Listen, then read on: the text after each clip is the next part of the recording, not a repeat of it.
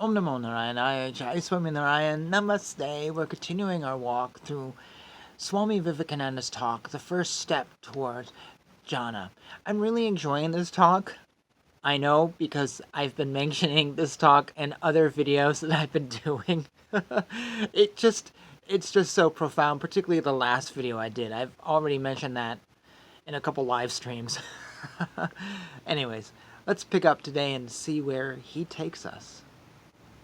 It is very hard to believe and reason and follow truth. This whole world is full either of the superstitious or of half-hearted hypocrites. I would rather side with superstition and ignorance than stand with those half-hearted hypocrites. They are no good. They stand on both sides of the river. Take anything up, fix your ideal, and follow it out boldly unto death. That is the way to salvation. Half-heartedness never led to anything. Be superstitious, be a fanatic if you please, but be something. Be something. Show that you have something. But be not like these shilly-shalliers with truth, these jack-of-all-trades who just want to get a sort of nervous titillation, a dose of opium, until this desire after the sensational becomes a habit. The world is getting too full of such people. Contrary to the apostles, according to Christ, were the salt of the earth. Those fellows are the ashes, the dirt of the earth. So let us first clear the ground and understand what is meant by following reason, and then we will try to understand what the obstructions are to our following reason. The first obstruction to our following reason is our unwillingness to go to truth. We want truth to come to us. In all my travels, most people told me, "Oh, that is not a comfortable religion you talk about. Give us a comfortable religion." I do not understand what they mean by this comfortable religion. I was never taught any comfortable religion in my life. I want truth for my religion. Whether it's comfortable or not, I don't care. Why should truth be comfortable anyways? Truth many times hits hard, as we all know by our experience. Gradually, after a long intercourse with such persons, I came to find out what they meant by that stereotypical phrase. These people have got into a rut, and they do not dare get out of it. Truth must apologize to them. I once met a lady who was very fond of her children and used her money and her everything.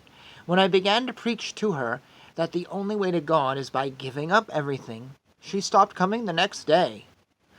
One day, though, she came and told me that the reason for her staying away was because the religion I was preaching was uncomfortable.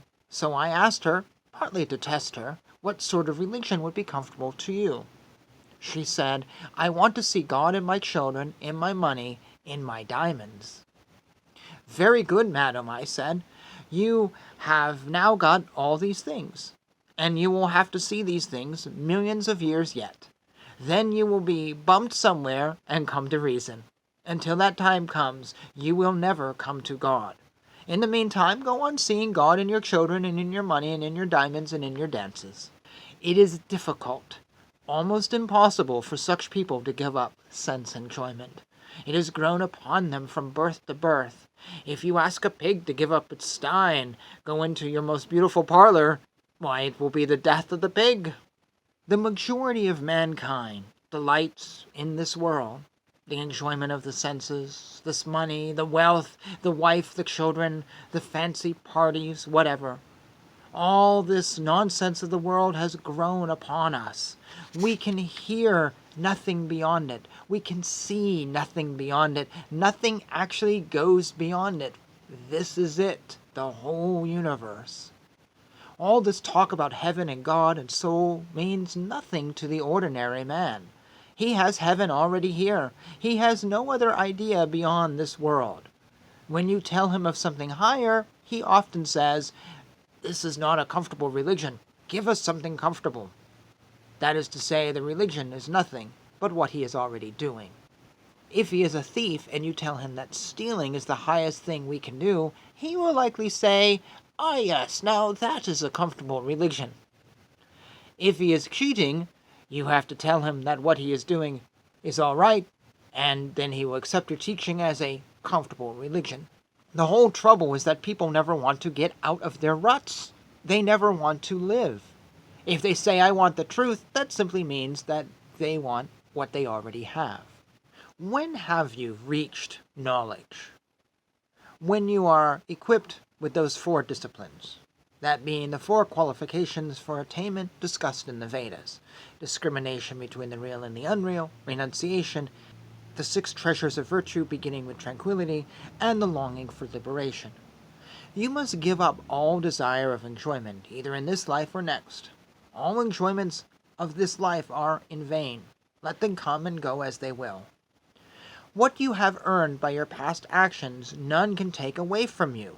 If you have deserved wealth, you can bury yourself in the forest and it will come to you. If you have deserved good food and clothing, you may go to the North Pole and it will be brought to you. The polar bear will bring them. If you have not deserved them, you may conquer the world and might die of starvation. So why bother about these things? After all, what use is them? As children, we all think that the world is made so very nice, and that the masses of pleasures are simply waiting for our going out to them. That is every school kid's dream. And when the schoolboy goes into the world, that is every schoolboy's dream. And when he goes out in the world, the everyday world, very soon his dreams vanish. So with nations. When they see how every city is built upon ruins, every forest stands upon a city, then they become convinced of the vanity of this world. All the power of knowledge and wealth once made has passed away. All the sciences of the ancients lost forever. Nobody knows how. That teaches us a great lesson. Vanity of vanities. All is vanity and the vexation of the spirit. If we have seen all this, then we become disgusted with the world and all it offers us. That is called non-attachment, and it is the first step towards knowledge. And I'm going to pause here.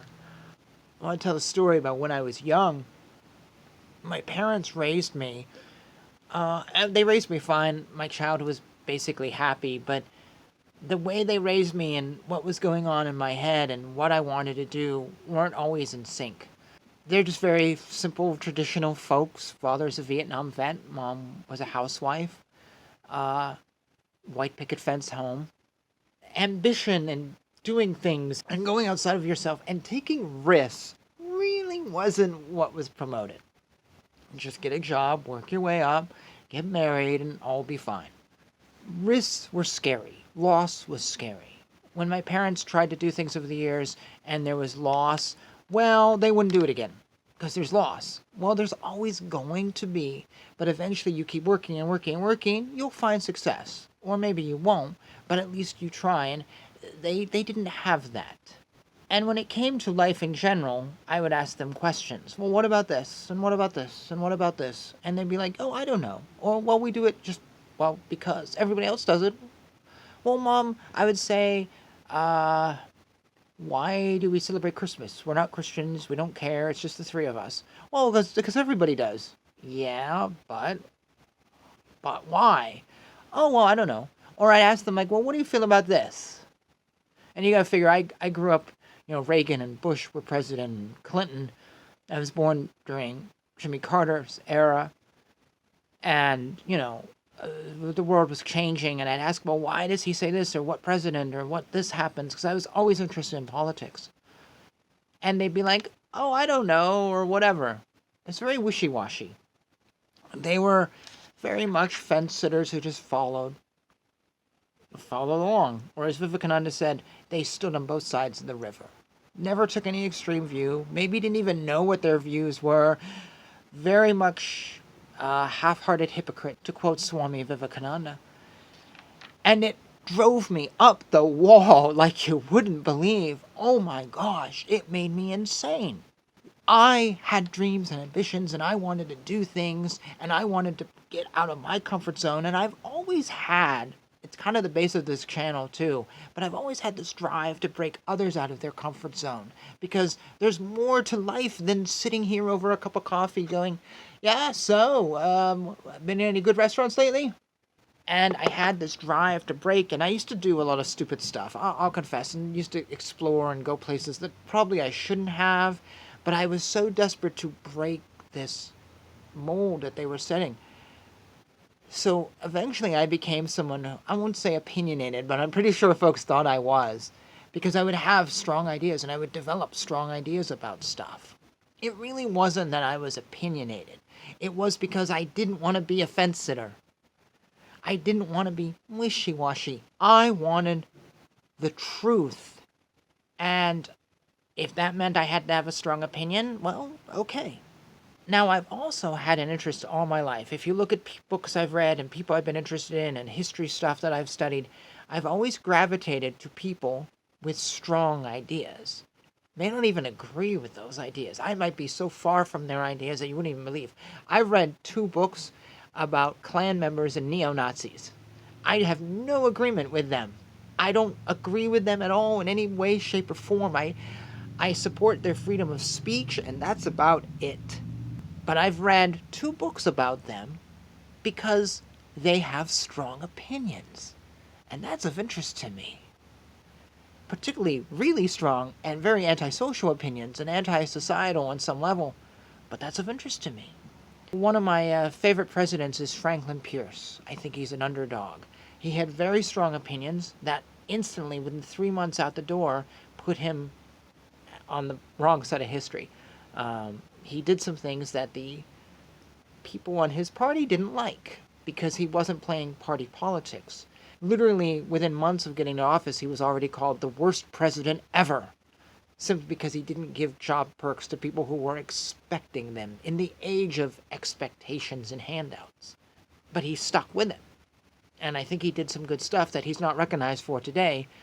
And that's of interest to me. He's the underdog. I like that. He's the strong, opinionated person. So Vivekananda does say that one should be extreme. If that means holding a strong opinion, he is clearly ignorant of history in this moment that he's talking, because history has shown extreme opinions can be detrimental. But I think there is a difference between being someone who has strong opinions and then acting on them in an extreme way that is detrimental to society. I may have an extreme opinion about something that society may not like, but I don't have to take guns or weapons or kill people or whatever. I can just keep them to myself. So having an extreme opinion doesn't actually necessarily do anything bad. It's when you act upon them. There is a difference here, because I see all the time people say, oh, well, you have an extreme opinion, so you're bad because extremists do this. No, that's not true. Because I know a lot of folks with extreme opinions, but you wouldn't worry about them at all because they're not acting upon them. But I've always admired strong opinions, and so I've always tried to have them, willing to change, or I've tried to figure out what my opinion is in my life. So I really like this, what he was saying. This really connects with me on a personal level. But as I said at the beginning of this video, I'm just really enjoying this. And I think I've got one more video and then we'll finish this up. Of all the lectures I've read by him so far, this one has just been so great. It makes me want to now read more of Jnana Yoga and just get more into Jnana Yoga, because this has just been so inspiring. I'm really grooving on this. I hope you are. And well, with that, I will conclude this video and say thank you for watching. We'll finish this up in the next video. And thoughts, comments, and all that good stuff down below. Jai Shri Krishna. Jai Shri Swaminarayan. Hare Krishna, Krishna Krishna, Hare Hare, Hare Rama, Rama Rama, Hare Hare.